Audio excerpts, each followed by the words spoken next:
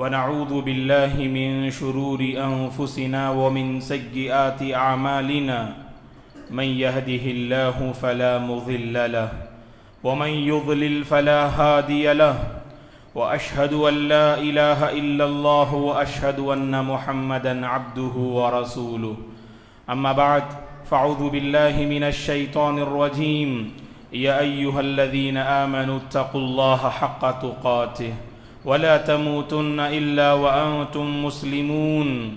يا أيها الناس اتقوا ربكم الذي خلقكم من نفس واحدة وخلق منها زوجها وبث منهما رجالا كثيرا ونساء واتقوا الله الذي تساءلون به والأرحام إن الله كان عليكم رقيبا.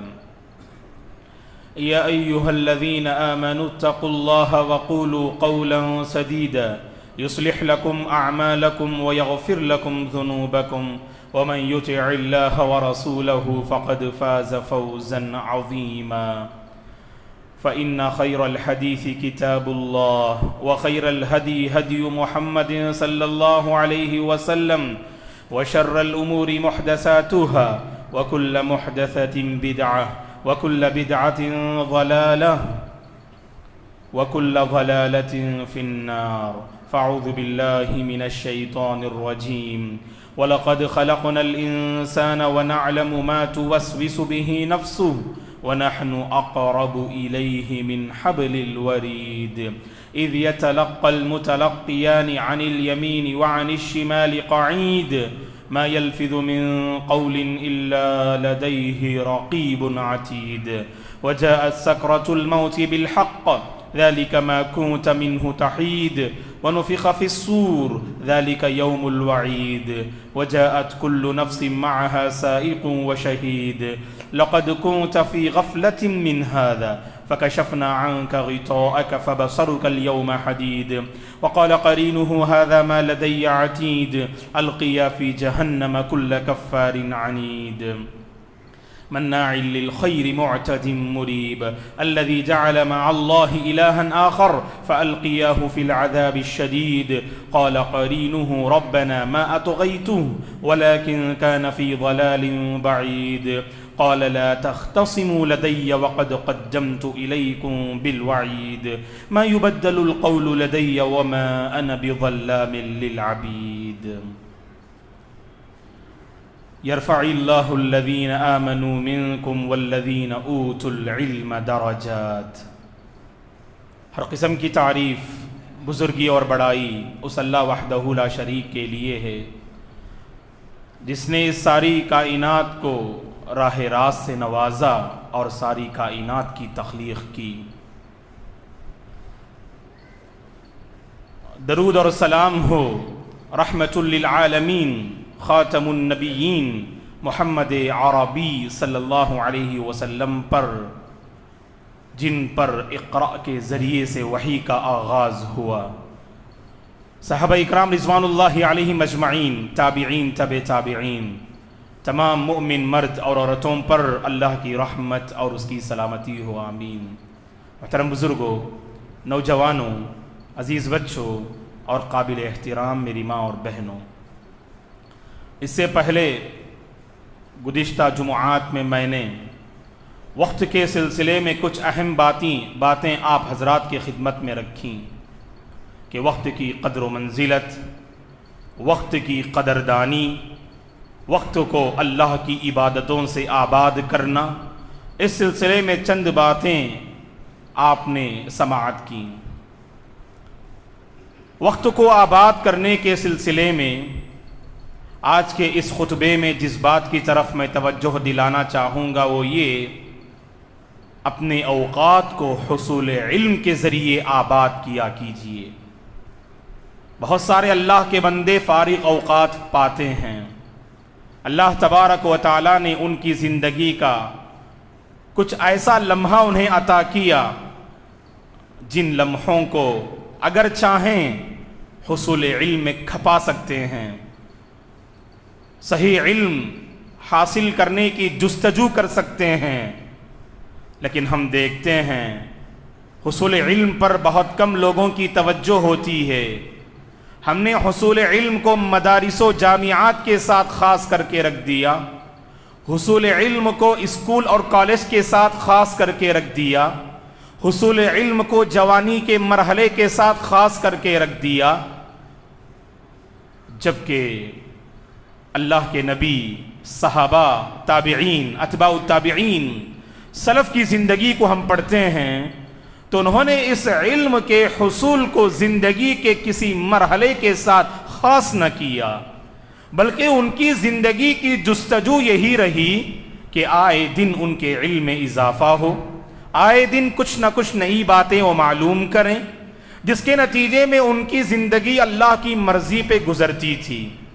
رسول اللہ صلی اللہ علیہ وسلم کی زندگی کو پڑھ کے دیکھیں، آپ امی تھے، لکھنا پڑھنا جانتے نہ تھے، اور جس قوم کی طرف آپ نبی بنا کر بھیجے گئے وہ امی قوم تھی، اور امی کا مطلب جو لکھنا پڑھنا نہ جانے اس کو امی کہتے ہیں عربی زبان میں، اور ایسی ہی عرب قوم کی طرف اللہ نے رسول اللہ کو نبی بنا کر بھیجا۔ هو الذی بعث فی الامیین رسولا منہم یتلو علیہم آیاتی، وہی پروردگار ہے جس نے ان پڑھ لوگوں میں ایک رسول کو بھیجا، جو رسول ان ان پڑھ لوگوں کے سامنے قرآن کی آیات تلاوت کرتے اور ان کے دلوں میں پائی جانے والی بیماریوں کا تزکیہ کرتے اور انہیں پاک کیا کرتے تھے۔ تو پتہ چلا اللہ کے نبی بھی امی تھے اور عرب قوم بھی امی تھی، اسی لیے اللہ تبارک و تعالی نے وحی کے آغاز میں سب سے پہلے جس بنیادی حکم کا انتخاب کیا وہ کلمۃ اقرأ ہے۔ اقرأ بسم ربک الذی خلق، خلق الانسان من علق، اقرأ وربک الاکرم الذی علم بالقلم، علم الانسان ما لم يعلم۔ یہ وہ 5 آیات کریمہ ہیں جو اللہ کے نبی پر پہلی بار غار حرا میں نازل ہوتی ہیں۔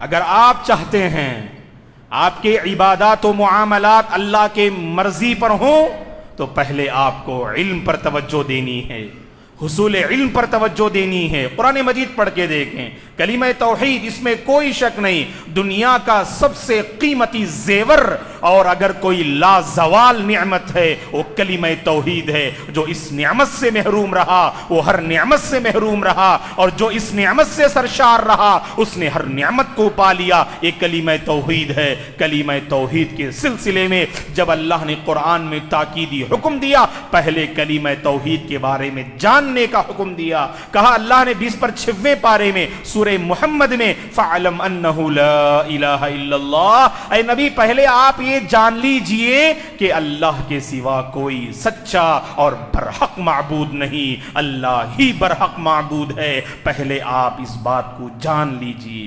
اسی لیے اس آیت کو ذکر کرتے ہوئے امام بخاری رحمت اللہ علیہ نے اپنی صحیح میں ایک باب کو باندھا ہے، ایک چیپٹر کو باندھا ہے۔ اس چیپٹر کا نام ہے باب العلم قبل القول والعمل۔ کوئی بھی بات کہنے سے پہلے اور کوئی بھی کام کرنے سے پہلے اس بارے میں جان لیا کرو، علم حاصل کر لیا کرو، دین کا علم حاصل کر لیا کرو، اس کے بعد کہو، اس کے بعد عمل کرو، تمہاری بات بھی اللہ کے پاس مقبول ہوگی اور تمہارا عمل بھی اللہ کے پاس مقبول ہوگا۔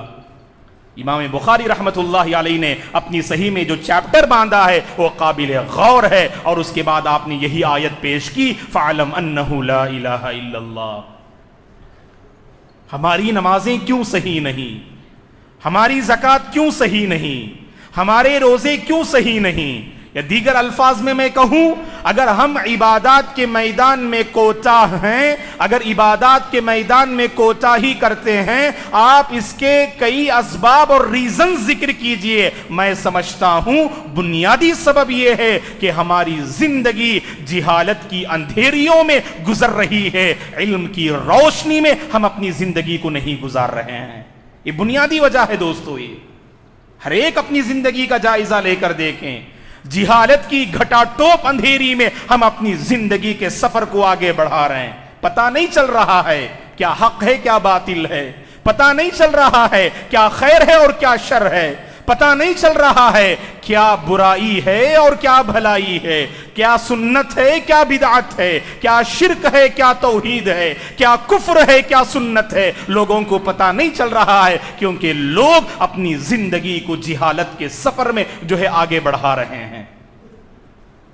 اور یاد رکھیں، سفر جہالت یہ ایسا سفر ہے جو انسان کے سفر آخرت کو تباہ و برباد کر کے رکھ دے گا۔ سفر علم حاصل کریں، سفر علم کو اختیار کریں، یہ سفر علم ایک ایسی روشنی آپ کو عطا کرے گا جس روشنی سے آپ اللہ کو، اس کے نبی کو، اس کے دین کو، اس کی عبادات کو اور صحیح معنی میں معاملات کو آپ پہچان سکتے ہیں۔ حقوق اللہ میں بھی آپ کامیاب رہیں گے، حقوق العباد میں بھی آپ کامیاب رہیں گے۔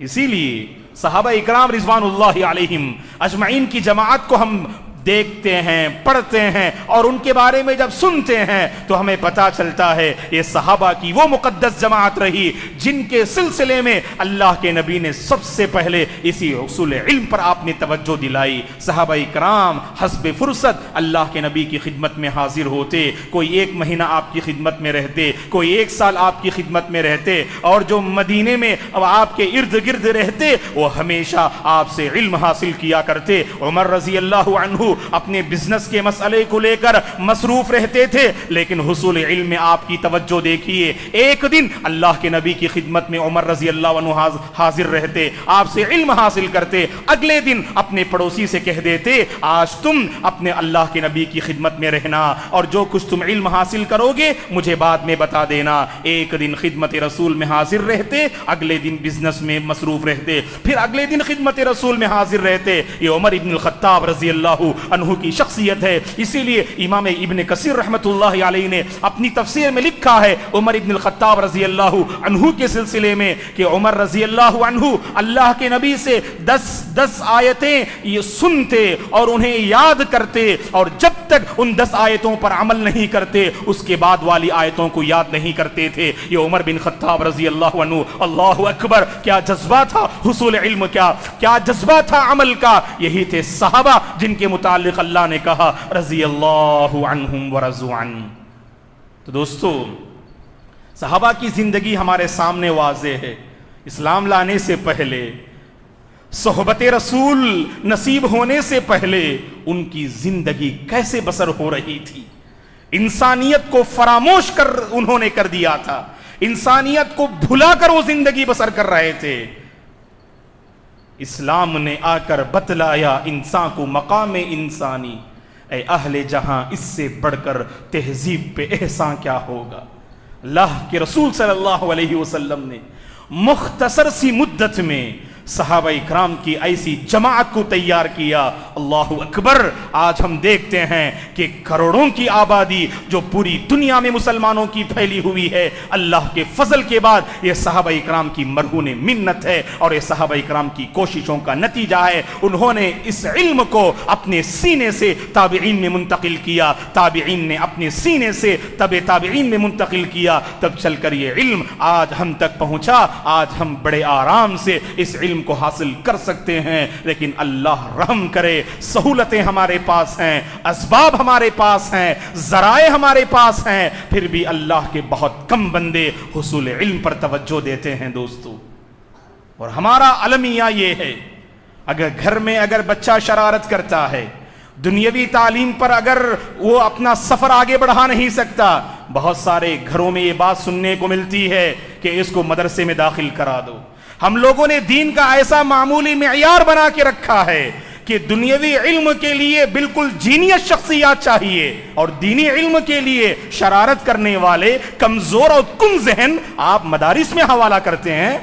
اور یہی وہ علماء ہیں جو آگے چل کر آپ کی رہنمائی کریں گے، جو آگے چل کر آپ کے نکاح اور طلاق کے مسائل حل کریں گے، آگے چل کر جنازے کے مسائل یہی حل کریں گے، میراث کے مسائل یہی حل کریں گے۔ اور ہم نے اس عظیم طبقے کے لیے ایسے لوگوں کا انتخاب کیا جو شرارت کرتے ہیں، جو ذہنی اعتبار سے آگے بڑھ نہیں سکتے، کہتے ہیں کہ مدرسے میں داخل کرا دو۔ اللہ رحم کرے دوستو۔ ایک بات ہے، مدارس وہ تربیت گاہ ہے جہاں بہت سے شریروں کو بھی تربیت یافتہ بنا کر وہاں سے جو ہے نکالنا، یہ مدارس کا کمال ہے۔ کن ذہن رہتے ہیں، لیکن اس دینی علم کی بدولت اللہ تعالیٰ ان کے ذہن میں ایسی روشنی عطا فرماتے ہیں جو چل نہ سکے اس دنیاوی علوم میں، دینی علوم میں اپنا کمال دکھا دیتے ہیں۔ لیکن میں آپ سے عرض کرتا ہوں کہ جہاں پر ہم توجہ دیتے ہیں دوستو، دنیاوی علوم پر، دینی علوم پر بھی توجہ دیا کیجئے۔ آپ کے وہ بچے جن کے بارے میں آپ جانتے ہیں، اللہ رحم کرے، ہمارے گھروں کے بعض بچے ایسے ہیں جو بچپن میں اللہ رحم کرے کہ گھروں کی کچھ حالتیں ایسی ہیں جہاں گانے بجنے بجانے کی آوازیں آتی ہیں، بہت سارے ڈرامے جہاں چلتے ہیں، بچے ان ساری باتوں کو کیچ کر لیتے ہیں اور ایک مرتبہ سنتے ہیں، ایسی قوت سماعت ہوتی ہے کہ بہت جلد اسے دہرانے میں کامیاب ہوتے ہیں، اور ہمارے گھر کے افراد بھی ان کی ہمت افزائی کرتے ہیں اور اس بات کو بھول جاتے ہیں ہم نے ان کی ذہانت کو غلط راستوں میں ڈال کے رکھا ہے۔ دعائیں یاد کرائیے، چھوٹی چھوٹی صورتیں انہیں یاد کرائیے۔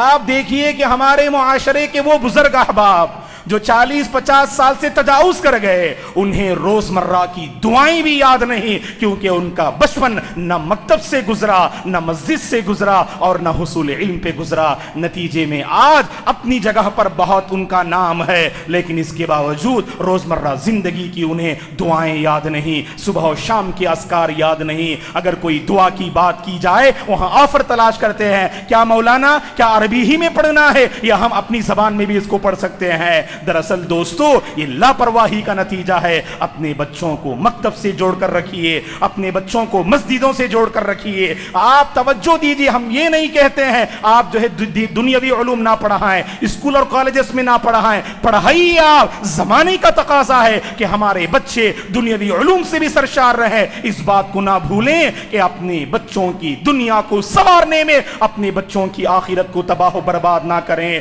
اپنے بچوں کی اخروی زندگی کی بھلائی اور بہبودی کے لیے ان کو دینی علم سے بھی نوازیے، دعائیں سکھائیے، قرآن مجید پڑھنے کا عادی بنائیے۔ تب چل کر دیکھیے ہمارے بچے جب بڑے ہوں گے، جوان ہوں گے اور جب اس قابل بنیں گے، قوم و ملت کی باغ ڈور کو اپنے ہاتھ میں سنبھالنے کے قابل بنیں گے، ان میں ایسی دینداری نظر آئے گی کہ کوئی کمزوری ان میں نظر نہیں آئے گی اور کوئی کوتاہی آج ان میں نظر نہیں آئے گی جو آج بعض ذمہ داران میں نظر آتی ہے۔ دوستو کہنے کا مقصود یہ ہے کہ ہمیں علم پر توجہ دینی چاہیے، اپنے وقت کو حصول علم سے آباد کیا کیجئے۔ ہم نے دیکھا کہ گزشتہ 2-3 سال سے ہمارے معاشرے کے وہ جینیس طلبہ جن کو اللہ نے کافی ذہانت سے نوازا، جو بہت انٹیلیجنٹ تھے، لیکن اس کورونا کے بعد، لاک ڈاؤن کے بعد محنت کا جو جذبہ ان کے اندر تھا آج بالکل ناکارہ ہو کر رہ گئے۔ یا تو ان کو ایسے لوگوں نے خریدا اور غلط راستوں پہ لگا دیا کہ بلنگ کے ذریعے اپنی دنیا آباد کر رہے ہیں اور اپنی آخرت کو تباہ و برباد کر رہے ہیں، یا مختلف قسم کے جو گیمز جو اپلوڈ ہو رہے ہیں، جو اپڈیٹ ہوتے ہیں، ایسے گیمز میں اس قدر مگن ہیں اور مصروف ہیں کہ علم کے راستے میں جو جستجو پہلے نظر آ رہی تھی وہ جستجو نظر نہیں آتی ہے۔ دوستو یاد رکھیں، بیداری تعلیم سے آتی ہے، بیداری کسی بھی قوم میں تعلیم سے آتی ہے۔ اسی کو شاعر نے کہا، تعلیم سے آتی ہے اقوام میں بیداری، تعلیم سے آتی ہے اقوام میں بیداری، ہے علم کے پنجے میں شمشیر جہانداری۔ آج ہماری قوم اگر دوسرے میدان میں، دوسرے فیلڈ میں اگر پیچھے نظر آتی ہے، آپ دیکھ لیجئے جہالت کی گھٹا ٹوپ تاریکی اور اندھیری ان کی زندگی میں نظر آئے گی۔ ہمارے وہ نوجوان جو ہماری بستی اور معاشرے کے ایک قیمتی سرمایہ ہیں، ان کی رہنمائی کریں دوستو، علم کے راستے میں ان کی مدد کریں، ان کا تعاون کریں، ان کی صحیح رہنمائی کریں۔ اللہ نے آپ کو عقل و فراست سے نوازا ہے، ان کو بتائیے کہ کون سا میدان انتخاب کرنا ہے، کون سی فیلڈ انہیں انتخاب کرنا ہے، آپ انہیں بتائیے۔ اللہ نے دولت سے نوازا ہے، غریب طبقے سے اس کا تعلق ہے، تعلیمی سفر کو آگے بڑھا نہیں سکتا، اپنے مال کے ذریعے اس کا تعاون کیجئے اور تعلیمی سفر میں آپ اپنا تعاون پیش کیجئے، تاکہ آپ کے ذریعے ہمارے معاشرے میں ایسے لوگ تیار ہو جائیں جو آگے چل کر قوم و ملت کے مسائل کو حل کر پائیں۔ افسوس ہے دوستو، آج ہماری جو بے دینی کا ہم رونا روتے ہیں، اس کے پیچھے بنیادی سبب ہم جانتے ہیں وہ یہی کہ یہی جہالت ہے، یہی جہالت ہے۔ جہالت کو ختم کیجئے اور علم کی روشنی میں آئیے. اس کے بعد دیکھیے ہمارا ایک ایک مسئلہ ختم ہوگا, ایک ایک مسئلہ ختم ہوگا. کتنے ہمارے مسائل ہیں, کاروبار کے مسائل ہیں, معاشی مسائل ہیں, تعلیمی مسائل ہیں, دینی مسائل ہیں, اقتصادی اور سیاسی مسائل ہیں. ہر مسئلے کا حل اللہ نے علم میں رکھا ہے دوستو. اسی لیے اللہ نے قرآن مجید میں کہا قُلْ هَلْ يَسْتَوِي الَّذِينَ يَعْلَمُونَ وَالَّذِينَ لَا يَعْلَمُونَ. اے نبی آپ کہہ دیجئے, پوچھئے لوگوں سے, کیا جاننے والے اور نہ جاننے والے دونوں برابر ہو سکتے؟ کہا کہ کبھی نہیں ہو سکتے ہیں. جاننے والے اور نہ جاننے والوں کے اخلاق و آداب میں بہت بڑا فرق پائیں گے آپ. ایک بیٹا اگر اپنے باپ کا نافرمان ہے کیونکہ وہ علم سے محروم ہے. ایک بیٹا اگر اپنی ماں کی بات نہیں مانتا ہے کیونکہ وہ علم سے محروم ہے. ایک انسان اگر اپنے رشتہ داروں کی قدر نہیں کرتا ہے کیونکہ وہ علم سے محروم ہے. ایک بندہ اگر بڑوں کا احترام نہیں کرتا, چھوٹوں پہ شفقت نہیں کرتا کیونکہ وہ علم سے محروم ہے. ایک شوہر اگر اپنی بیوی کی عزت نہیں کرتا کیونکہ وہ علم سے محروم ہے, اور بیوی اگر شوہر کی قدر نہیں کرتی ہے کیونکہ وہ علم سے محروم ہے. علم سے سرشار ہوئیے, اس کے بعد ہمارا ہر مسئلہ حل ہوگا. بیٹا فرما بردار بن جائے گا, بیوی فرما بردار بن جائے گی, شوہر اپنی بیوی کی عزت کرنے والا بن جائے گا. خاندان کا ہر مسئلہ ہم علم سے حل کرنے کی کوشش کریں تو ضرور ہر مسئلے کا حل ہم پائیں گے, ہر مسئلے کا ہم سلوشن پائیں گے. دوستو ابھی ہمارے طلبہ اور طالبات ایگزامز میں مصروف تھے اور ہم سمجھتے ہیں کہ آج اور کل سے شاید ان کی چھٹیاں شروع ہو گئیں. عموماً ہمارے ذہنوں میں یہی بات ہوتی ہے, چھٹی کا مطلب بس اپنے اوقات کو یوں ہی ضائع کرتے رہو. اللہ کے نبی نے فرمایا صلی اللہ علیہ وسلم نے, یہ اللہ کی بہت بڑی نعمت ہے, آپ کی زندگی میں کچھ فارغ اوقات ملتے ہیں, فارغ اوقات میں ملتے ہیں. فارغ اوقات اگر آپ کی زندگی میں ملتے ہیں تو اللہ کی یہ نعمت ہے, اور یہ ایسی نعمت ہے کہ بہت سارے بندے اس نعمت کو لے کر لاپرواہ نظر آتے ہیں. نعمتانی مغبون فیہما کثیر من الناس, دو نعمتیں ایسی ہیں بہت سارے بندے ان دو نعمتوں کے سلسلے میں غفلت و لاپرواہی کا شکار ہیں. آپ نے فرمایا الصحت والفراغ, ایک نعمت تو صحت و تندرستی ہے اور دوسری نعمت فارغ اوقات کا پانا ہے. دوستو تو میں اپیل کرتا ہوں طلبہ اور طالبات سے کہ ان فارغ اوقات کو اللہ کی مرضی میں گزارنے کی کوشش کرو, فرائض کی پابندی کرو, مساجد سے اپنا تعلق مضبوط کرو. قرآن مجید اگر پڑھنا نہیں آتا ہے, اس حوالے سے اس سے پہلے کہ جمعہ میں ہم نے تفصیل سے بتایا کہ قرآن مجید کے حوالے سے ہمارا کیا المیہ ہے, یہ میں نے آپ کے سامنے رکھا. تو یہ چھٹی کو غنیمت جانیے, جو ایک ہفتے کی چھٹی آ رہی ہے اس میں ہم قرآن پڑھنے اور پڑھانے والے بن جائیں گے اور اپنی کمزوری اور کوتاہی کو دور کرنے والے بن جائیں گے. اگر آپ کے پاس جس میدان سے آپ جڑے ہیں, اگر اس میدان میں آپ کو صلاحیت اور قابلیت نظر نہیں آ رہی ہے تو صلاحیت اور قابلیت پیدا کیا کیجئے. یہی علم سے محرومی کا نتیجہ ہے کہ آج ہمارے بعض نوجوان جن کا اللہ پر ایمان ہے اس کرسمس کے مسئلے کو لے کر بہت ہی حسرت سے دیکھتے ہیں, ان کے پروگرام میں شریک ہوتے ہیں اور انہیں ایک دوسرے کو مبارکبادی پیش کرتے ہیں. یہ علم سے محرومی کا نتیجہ ہے. انہیں پتا نہیں کہ کرسمس کے حوالے سے اور نیو ایئر کے حوالے سے اگر ان کے تہوار میں شریک ہونا اور مبارکبادی پیش کرنا, ان کی خوشیوں میں اپنے آپ کو شامل کرنا, اللہ کے نبی کی اس وعید کے مستحق میں آنا ہے. من تشبہ بقوم فہو منہم, جو قوم کسی دوسری قوم کی مشابہت اختیار کرتی ہے اس کا تعلق انہی میں سے ہو جاتا ہے. کرسمس منانا یہ ہماری پہچان نہیں, اور نیو ایئر منانا یہ ہماری پہچان نہیں. ہماری پہچان تو یہ ہے ہماری زندگی کا ایک ایک لمحہ اللہ اور اس کے رسول کے مرضی پر گزرے. دوستو اسی کی فکر کرنی چاہیے. توجہ دیجئے دوستو, آپ کے گھر کے وہ بچے اور بچیاں جو علم حاصل کر رہے ہیں ان کو موٹیویٹ کیجئے, آپ ان کی ہمت افزائی کیجئے. بہت سارے لوگ پست ہمت کر دیتے ہیں. اگر بیٹا آپ کے پاس رزلٹ لا کر دکھاتا ہے, ماشاءاللہ نمایاں کامیابی حاصل کی, آپ ان کی ہمت افزائی کیجئے, اپنے کچھ ایسے جملے اس کے سامنے استعمال کیجئے کہ اس کا قدم مضبوط ہو جائے.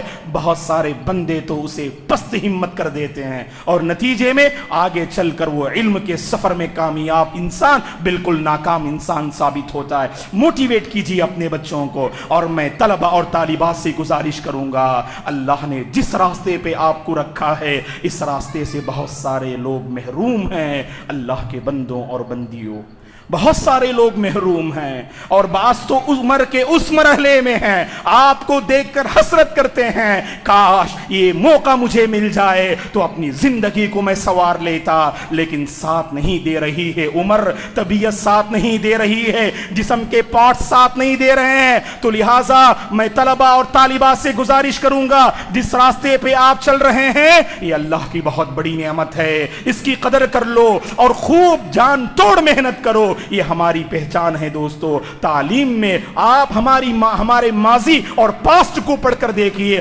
ہمارا ماضی کتنا روشن اور تابناک آپ کو نظر آئے گا، پریزنٹ بہت ہی زیادہ ڈارک اور تاریک نظر آتا ہے، فیوچر ہمارا کوسچن مارک ہے۔ ماضی کے روشن تاریخ کو پڑھیں اور اپنے پریزنٹ کو بہتر بنائیں تاکہ ہمارا فیوچر روشن ہو سکے اور ہمارا فیوچر دوسروں کے کام آ سکے اور دوسروں کو ہم فیوچر میں دینے والے بن سکیں۔ اور خصوصاً اس مدرسے میں پڑھنے والی بچیوں سے میں گزارش کروں گا، طالبات سے میں گزارش کروں گا، اللہ کا تم پر بہت بڑا احسان ہے کہ اللہ تعالیٰ نے تمہارے لیے یہ عظیم موقع فراہم کیا ہے، لہٰذا ایک ایک لمحے کو غنیمت جانیے معزز طالبات، اور حصول علم میں اپنے اوقات کو صرف کیجیے، بیکار کے کاموں میں لا یعنی باتوں میں اپنے اوقات کو ضائع مت کیجیے، کیونکہ آپ کے ماں باپ نے، آپ کے ذمہ داران نے اس مدرسے میں جو آپ کو داخلہ دلایا ہے ان کی بڑی ارمانیں ہیں، ان کی بڑی آرزویں ہیں آپ کے مسئلے کو لے کر، لہٰذا آپ سے یہ امید ہے کہ یہاں سے فارغ ہونے کے بعد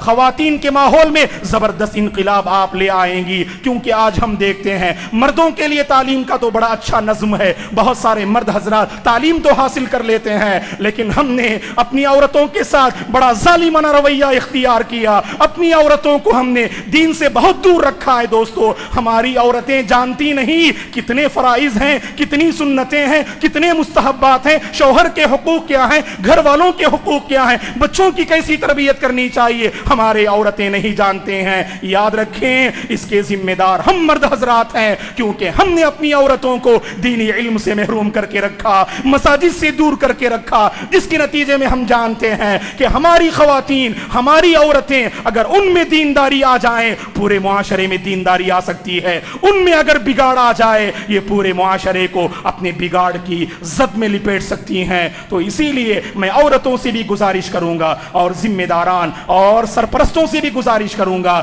اگر آپ کے گھر میں بچیاں ہیں اپنے بچیوں کو دینی علم سے سرفراز کیجئے، کیونکہ شادی کے بعد بہت سارے مسائل ہیں، سسرال میں بہت ساری لڑکیاں اپنے ساس بہو اور مختلف یعنی مسائل کھڑے ہوتے ہیں، اگر ہماری بچیاں دینی علم سے سرشار ہوں گی تو ساس کی قدر کریں گی، ننن کی قدر کریں گی، اور عورتیں ایک دوسرے کا احترام کریں گی، جس کے نتیجے میں گھر کے سارے مسائل حل ہو سکتے ہیں۔ اللہ تبارک و تعالیٰ سے دعا ہے کہ پروردگار ہم سب کو حصول علم پر توجہ دینے کی توفیق عطا فرمائے، اپنے بچوں کو دنیاوی علم کے ساتھ ساتھ دینی علم سے مالا مال کرنے کی اللہ ہم سب کو توفیق عطا فرمائے۔ ہمارے وہ بچے اور بچیاں، ہمارے وہ طلبہ اور طالبات جو سفر علم میں آگے بڑھ رہے ہیں، اللہ ہر مشکل کو آسان فرمائے، سفر علم کے مراحل اللہ ان کے حق میں آسان فرمائے۔ مدارس میں پڑھنے والے وہ طلبہ اور طالبات جو حفظ قرآن کے مرحلے سے گزر رہے ہیں، اللہ تعالیٰ حفظ قرآن کا مرحلہ ان کے حق میں آسان فرمائے، لمحات کی قدر کرنے کی اللہ انہیں توفیق عطا فرمائے، اور ہم میں سے ہر ایک کو اس بات کی اللہ توفیق دے کہ معاشرے میں پھیلی ہوئی برائیوں کو برائی جانیں اور ان سے دور رہیں، اور خاص کر یہ جو کرسمس اور نیو ایئر کے جو عجیب و غریب مسائل ہیں، اللہ تعالیٰ ان تمام سے اللہ ہم سب کو محفوظ رکھے۔ سنت والی زندگی اللہ ہمیں نصیب فرمائے، علم والی زندگی اللہ ہمیں نصیب فرمائے، تقوی والی زندگی اللہ ہم سب کو نصیب فرمائے، امن والی زندگی، سکون والی زندگی اللہ ہم سب کو نصیب فرمائے، ہر قسم کی بیماری، ہر قسم کی پریشانی سے اللہ ہم سب کو محفوظ رکھے، چین و سکون والی زندگی اللہ ہمیں نصیب فرمائے، گھر کے مسائل کو اللہ آسان فرمائے، خاندان کے مسائل کا اللہ خاتمہ فرمائے، مل جل کر زندگی کے سفر کو آگے بڑھانے کی کی اللہ ہم سب کو توفیق عطا فرمائے.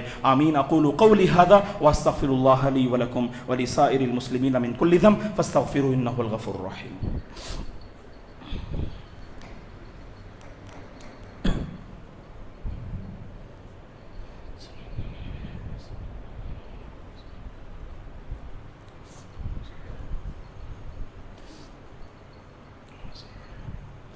إن الحمد لله نحمده ونستعينه ونستغفره ونعوذ بالله من شرور أنفسنا ومن سيئات أعمالنا من يهده الله فلا مضل له ومن يضلل فلا هادي له وأشهد أن لا إله إلا الله وأشهد أن محمدا عبده ورسوله أما بعد فأعوذ بالله من الشيطان الرجيم إن الله وملائكته يصلون على النبي يا أيها الذين آمنوا صلوا عليه وسلموا تسليما اللهم صل على محمد وعلى آل محمد كما صليت على إبراهيم وعلى آل إبراهيم إنك حميد مجيد اللهم بارك على محمد وعلى آل محمد كما باركت على إبراهيم وعلى آل إبراهيم إنك حميد مجيد اللهم أعز الإسلام والمسلمين وأذل الشرك والمشركين اللهم احفظ الإسلام والمسلمين اللهم انصر الإسلام والمسلمين اللهم لا تدع لنا ذنبا إلا غفرته ولا هما إلا فرجته ولا دينا إلا قضيته ولا مريضا إلا شفيته ولا حاجة من حوائج الدنيا والآخرة إلا قضيتها يا رب العالمين اللهم اشف مرضانا ومرضى المسلمين اللهم ارحم موتانا وموتى المسلمين اللهم أرنا الحق حقا وارزقنا اتباعه وأرنا الباطل باطلا وارزقنا اجتنابه اللهم إنا نسألك علما نافعا ورزقا طيبا وشفاء من كل داء وعملا متقبلا اللهم إنا نسألك الهدى والتقى والعفاف والغنى عباد الله رحمني ورحمكم الله فأعوذ بالله من الشيطان الرجيم إن الله يأمر بالعدل والإحسان وإيتاء ذي القربى وينهى عن الفحشاء والمنكر والبغي يعظكم لعلكم تذكرون اذكروا الله العظيم يذكركم ولذكر الله تعالى أكبر والله يعلم ما تصنعون.